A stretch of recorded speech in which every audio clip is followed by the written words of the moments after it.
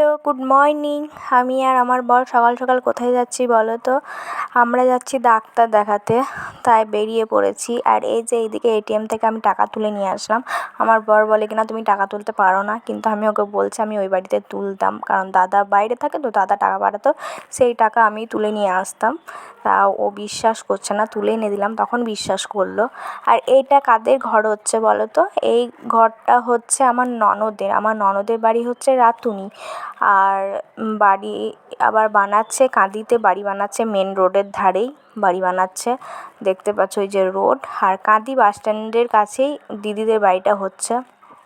আর এই যে এই ঘরটা করেছে, এখানে একজন থাকে মানে দেখাশোনা করে। এখানে ইট আছে, তারপরে সিমেন্ট ভরা আছে, অনেক কিছু আছে, তো সেই কারণে দেখাশোনা করে। আর এখানে দেখতে পাচ্ছ সিসিটিভি ক্যামেরাও লাগিয়ে দিয়েছে, বাড়ি থেকে জামাইবাবু দেখে।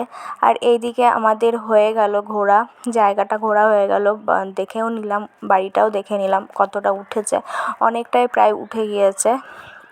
আর এই যে আবার রওনা দিলাম আমরা রাস্তায়। আর যা রোদ ছিল কি বলবো, দাঁড়াতে দাঁড়াতে গিয়েছি তাও। আমরা এই যে আবার দাঁড়িয়ে পড়েছি। আমরা যাওয়ার সময় মিনিমাম 10 জায়গায় দাঁড়িয়েছি, আর আসার সময় হয়তো 20-25 জায়গায় দাঁড়িয়েছি, তারও বেশি হবে, কারণ যা রোদ ছিল। আর 44 ডিগ্রি তাপমাত্রা ছিল আজকে, তাহলে কতটা দেখো। আর ওই রোদে যখন গাড়ি চালাচ্ছে সেই হাওয়াটা পড়ছে, মনে হচ্ছে আগুন ধরিয়ে দিল কে আমাদের গায়ে। আর আমার বর তো কতবার একটা কাপড় নিয়ে গিয়েছিল নরম, ওই কাপড়টা যে মুখে কতবার মানে জলে ভিজিয়েছে আর বেঁধেছে তার ঠিক নেই।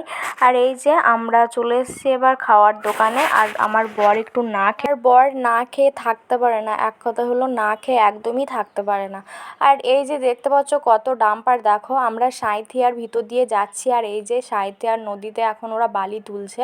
আর সাঁইথিয়াতে তো অনেকেই জানো বালি বিখ্যাত। আর এই যে খাল করে করে সব ডাম্পারের মধ্যে বালি তুলছে। আর এই যে আমরা পৌঁছে গিয়েছি, আর মন্দিরের ভিতরে বসে আছি, দেখতেই পাচ্ছ ভৈরবনাথ বাবা, তারপরে দুর্গা সব আছে।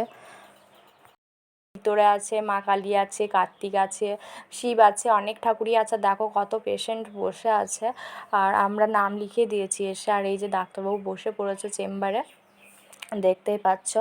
আর এই যে এখানে যে ছোট ছোট বাচ্চাদের ছবিগুলো দেখতে পাচ্ছ বাঁধানো আছে, এরা সব ভৈরবনাথ বাবার দয়ায় হয়েছে বলে এখানে পুজো দিয়ে একটা করে ছবি বাঁধিয়ে দিতে হয় ভৈরবনাথ বাবার চরণে। আর এইদিকে আমাদের ডাক্তার দেখানো হয়ে গেল, মেডিসিনও দিয়ে দিল। আর এবার এই কাকুর দোকান থেকে আমি ফল নিয়ে নিলাম এবার বাবার। আর এই যে আমি পুজো নিয়ে নিয়েছি, আমি এবার পুজোটা নামিয়ে দেব ঠাকুরের কাছে গিয়ে, এই কাকুর দোকানে নিলাম। আর আমার বর নাম গোত্র লিখে দিচ্ছে। আর পুজো তো এখন হয় না, পুজো হবে সন্ধ্যাবেলায়। এই নাম গোত্র দেখে তখন ঠাকুরমশাই পুজো করিয়ে দেবে আমার আর আমার বরের।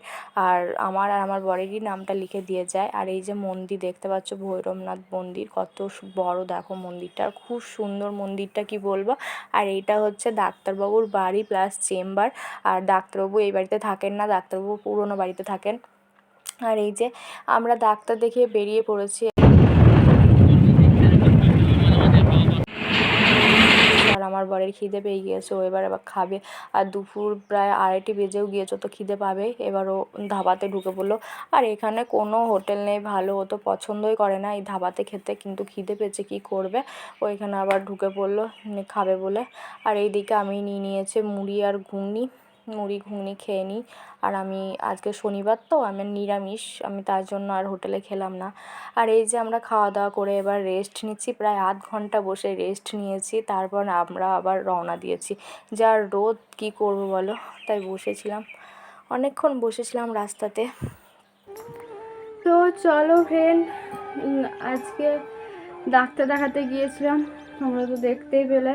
আর আজকে যা রোদ গরম ছিল কি বলবো, তাও একটু একটু করে ভিডিওটা আমি করেছি ওই রোদের মধ্যেই, কিন্তু শেষে মানে বাড়ি ফেরার সময় আর করতে পারলাম না, মানে ভীষণ শরীরটা ক্লান্ত লাগছিল। আর এক কথাই বলো তো, আজকে তাপমাত্রা ছিল 44 ডিগ্রি তাপমাত্রা ছিল। 44 ডিগ্রি তাপমাত্রা কম ব্যাপার, একবারে রোদ মনে হচ্ছে। মানে গাড়িতে যখন আসছি, মানে বাইকে গিয়েছিলাম আমরা, আর আমরা ডাক্তার দেখাতে গিয়েছিলাম সাঁইথিয়াতে, দেওয়াজে সাঁইথিয়া, মানে ওটা হচ্ছে বীরভূম ডিস্ট্রিক্ট সাঁইথিয়া। আর মেন জায়গাটা হচ্ছে দেওয়াজ। ওই দেওয়াজে গিয়েছিলাম ডাক্তার দেখাতে। আর কিসের জন্য ডাক্তার দেখাতে গিয়েছিলাম চলো তোমাদের বলি। আমি ডাক্তার দেখাতে গিয়েছিলাম আমার বেবির জন্য, কারণ আমার এখনও বেবি হয়নি, আর বেবির জন্য ডাক্তার দেখাতে যাই দেওয়াজে। আমি এর আগে 3 বছর ডাক্তার দেখিয়েছি বর্ধমান ডক্টর BN সরকারকে, কিন্তু কোনো ফল পাইনি।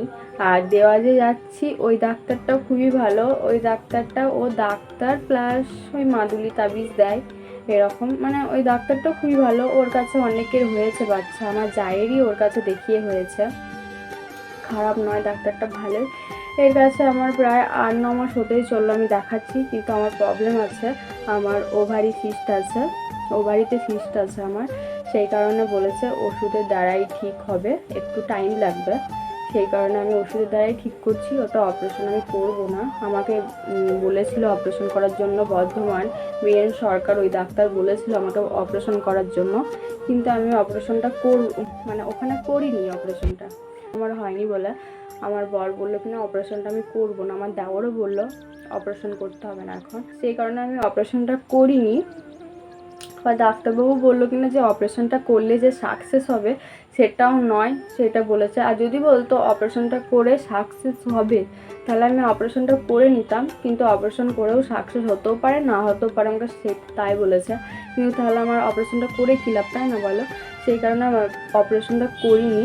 আমি এখন ওষুধই খাচ্ছি, মেডিসিনের দ্বারাই আমি সিস্টটা ভালো করার চেষ্টা করছি। তোমরা আশীর্বাদ করো আমি যেন খুব তাড়াতাড়ি মা হতে পারি। আর একটা মেয়ের কষ্টটা, তাও এখন আমাদের বাড়িতে আমার একটা পুচু সোনা চলে এসছে বলে অতটা কষ্টটা হয় না, কিন্তু এখন হয়তো সোনামার নেই, আমার জায়ের মেয়ে হয়েছে। কী কী মেডিসিনগুলো তোমাদের দেখাচ্ছি, কত মেডিসিন দেখো। আর এই ডাক্তারের কাছে মেডিসিনগুলোর দাম প্রচুর দাম, কী বলবো। এই ডাক্তারের কাছে মেডিসিনগুলো, এইগুলো হচ্ছে ভিটামিন সিরাপ, সব এগুলো 1 মাসের দিয়েছে। এটা গ্যাসের, তাও তো এবারে কম ট্যাবলেট দিয়েছে। আর এই যে এইগুলো, আর আমার বরকে দিয়েছে এই যে, আমার বরের আছে এটা।